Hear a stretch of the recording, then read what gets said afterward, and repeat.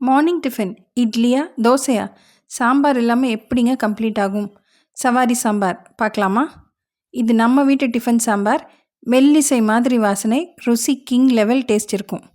கள்ளூர பார்க்கும் பார்வை உள்ளூர பாயுமே, துள்ளாமல் துள்ளும் உள்ளம் சல்லாபமே. 1 கப் துவரம்பருப்பு கூட சின்ன வெங்காயம் 10, ஒரு பச்சை மிளகா, 2 தக்காளி போட்டு பாயில் பண்ணிக்கலாம். நான் ஒரு குக் அண்ட் சர்வ் பேன் எடுத்திருக்கேன். அதில் ஆயில் போட்டுட்டு கடுகு, வெந்தயம், ஜீரகம் ஆட் பண்ணிவிட்டு கறி லீவ்ஸ் போட்டுக்கலாம். தென் ஒரு பெரிய வெங்காயம் போட்டு சாட்டே பண்ணிவிட்டு அதில் எங்கள் வீட்டில் அரைச்ச சாம்பார் பொடி 2 டீஸ்பூன், சில்லி பவுடர் 1 டீஸ்பூன், மஞ்சப்பொடி ஹாஃப் டீஸ்பூன், கொஞ்சமாக வாட்டர் ஆட் பண்ணிக்கலாம். இதில் முருங்கைக்காய், கத்திரிக்காய், வீட்டில் பறித்த மாங்காய் இருந்தது, அதையும் ஆட் பண்ணிக்கிறேன்.